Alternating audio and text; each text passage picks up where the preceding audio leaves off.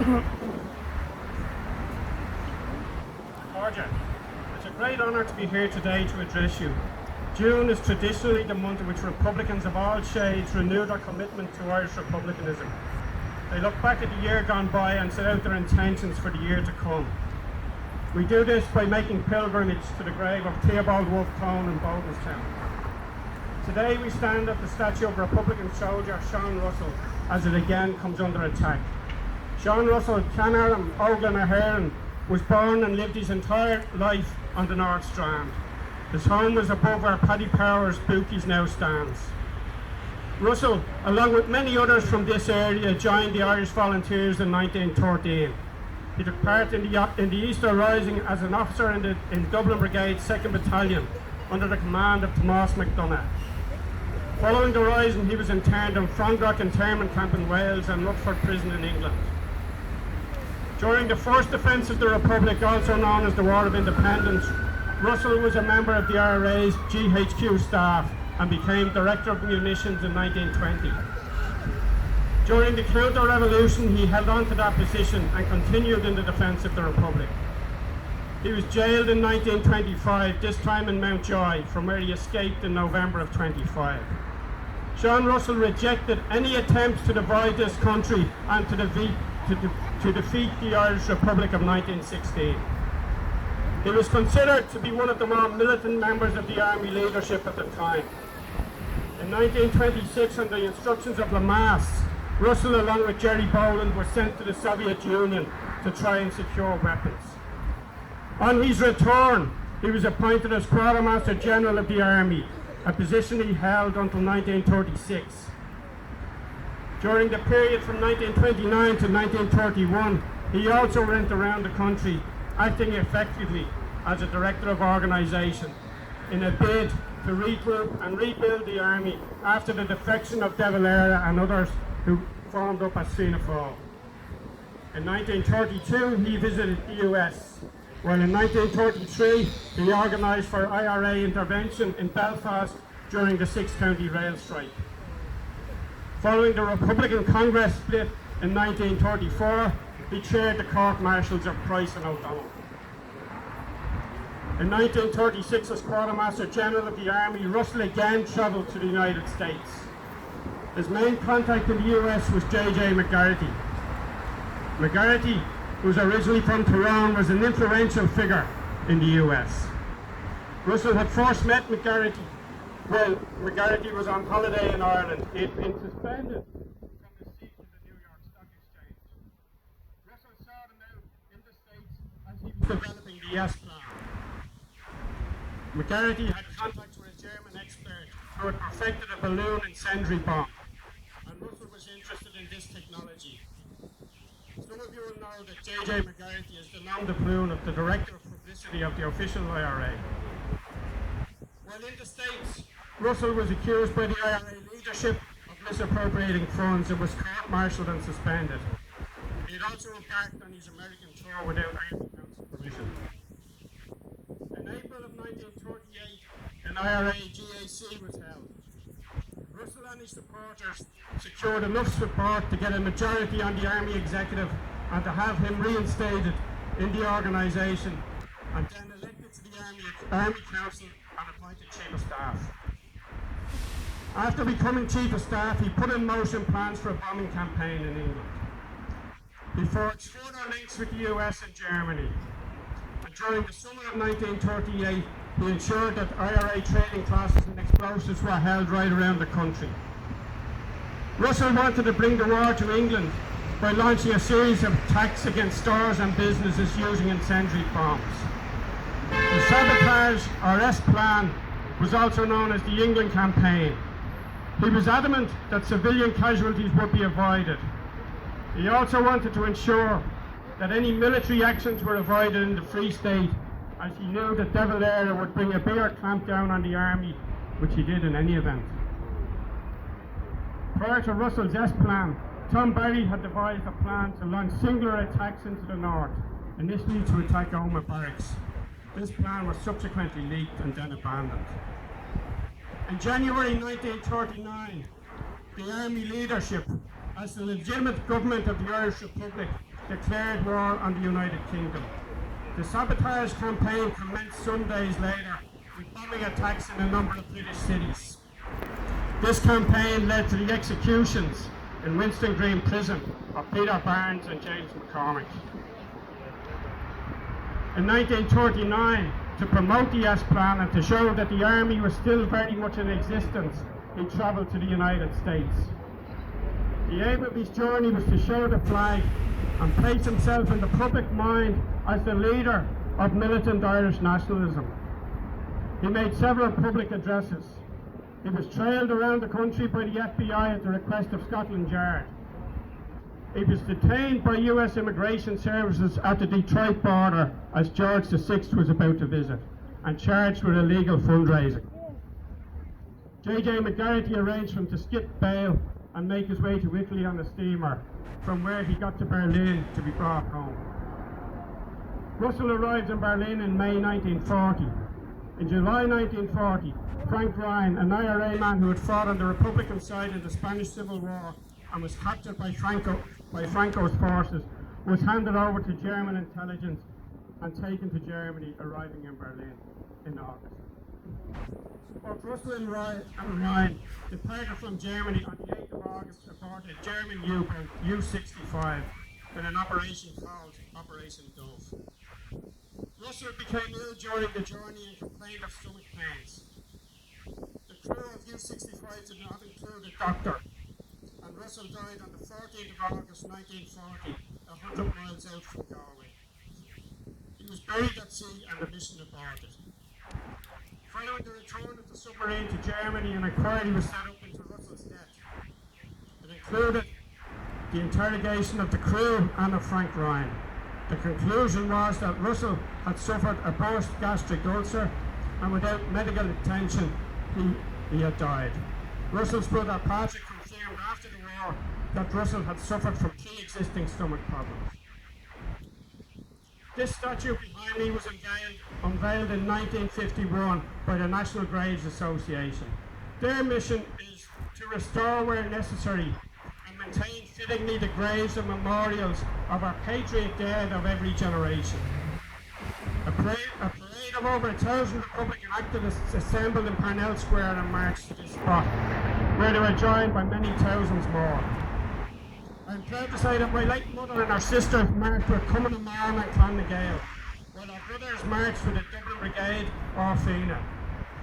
The IRA contingent included IRA volunteers like Brendan Bean and Rory O'Brien, under the command of Cathal Gooley, who was later to become Chief of Staff and who lived in the street opposite here. The first attack on this statue occurred in July 1953, when the raised right arm was broken off by anti-Republicans, who claimed his arm had been raised in a clenched fist salute rather than an oratorical pose, thereby making him a communist. The NGA replaced the damaged arm and holds it downwards instead of raised. On the 31st of December 2004, the night Republicans remembered the death of volunteers south on O'Hanlon during Operation Harvest, the statue was again attacked, and we saw the decapitation of the memorial. The right forearm was also removed. The group was described by the Sunday Independent as being an anti-fascist group. The missing pieces of the memorial were never recovered, despite local Republicans carrying out a search. Following that attack, the National Graves Association announced that the memorial to Russell would be rebuilt in a more permanent bronze statue to deter vandals. In May 2009, the plinth was cleaned and a new statue was erected. Again in July 2009, the plinth of this memorial was vandalised with graffiti including swastikas proclaiming Russell to have been a Nazi. This statue is not solely in memory of Russell, but is a tribute to the fallen volunteers of the 30s and 40s, who are largely forgotten and unknown except to true Republicans, despite them having given their lives in the pursuit of Irish freedom. It is important for us today to remember them and how they died. In the period 1936 to 46, a total of 33 Republican soldiers died on active service or are in the jails of this country.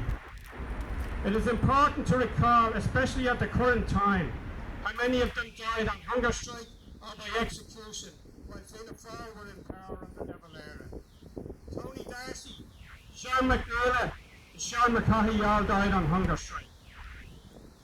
Patrick McGrath, Thomas Hart, Richard Goss, Maurice O'Neill, George Plant and Charlie Kearns were executed by Fianna Fáil because they continued the fight that Fianna Fáil had abandoned.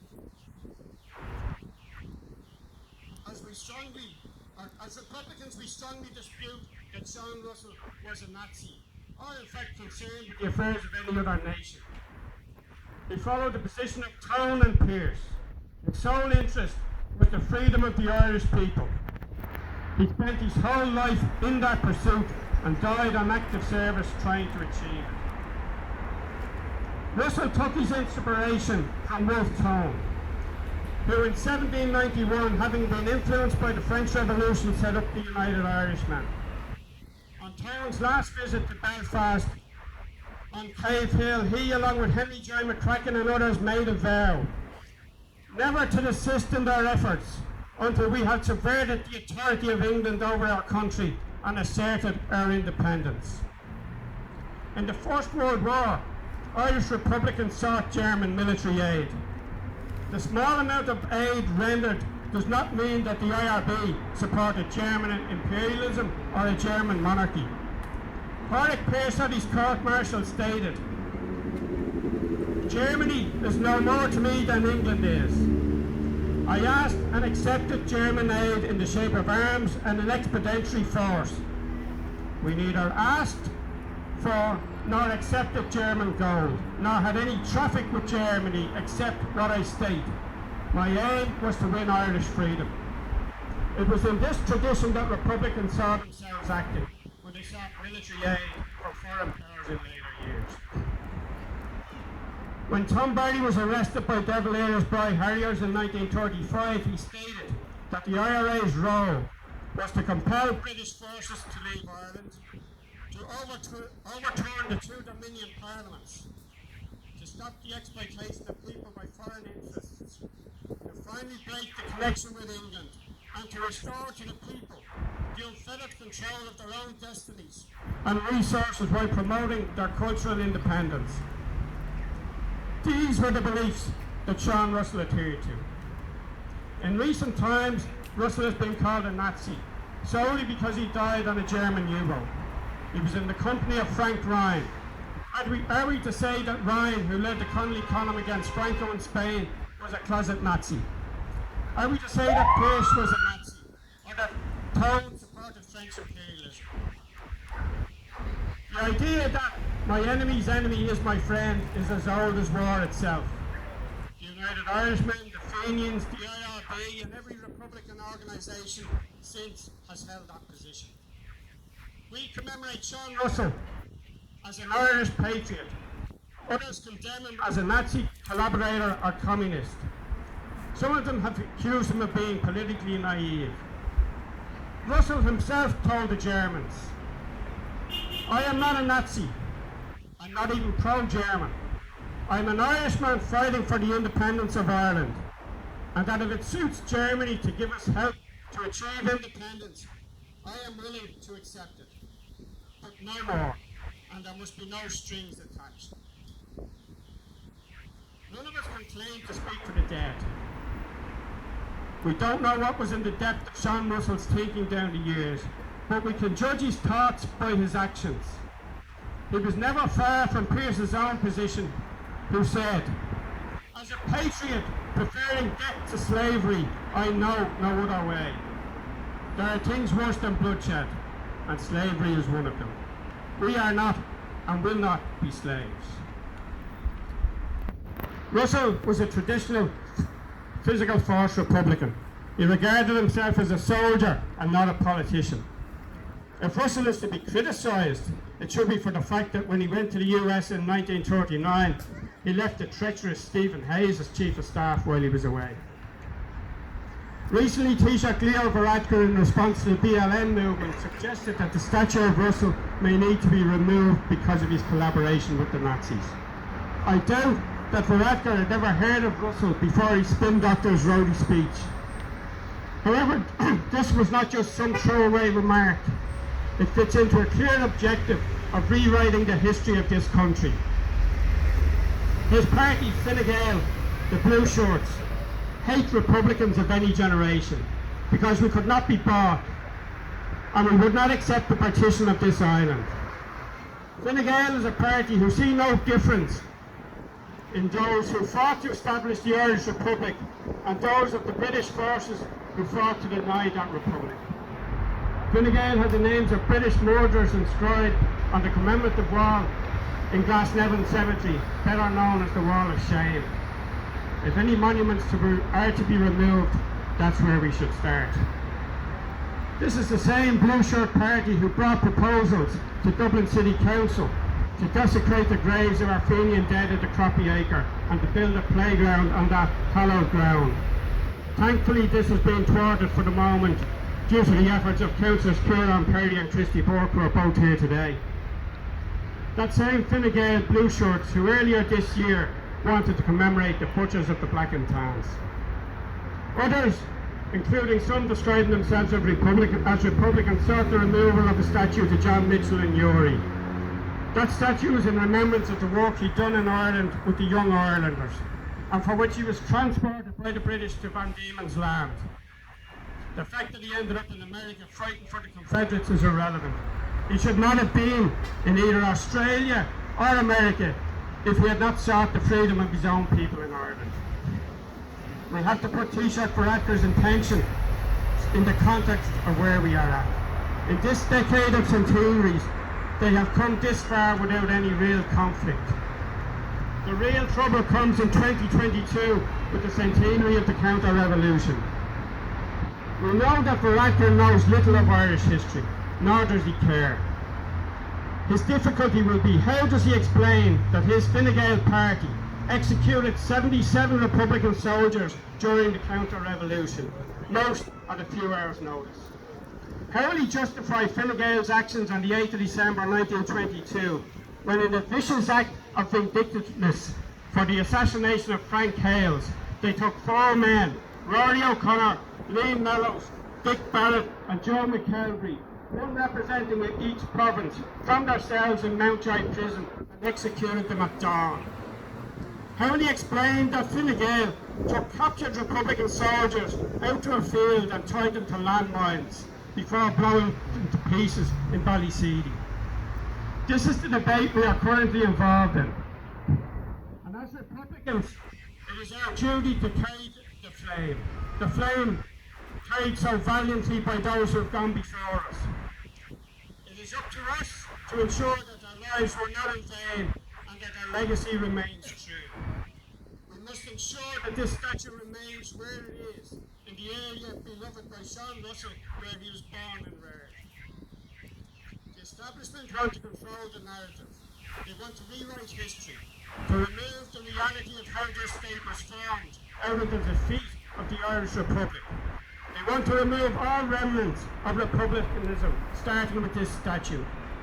For us, this is war on a new footing, and it's a war we can win and will win. We will win because we have the truth on our side.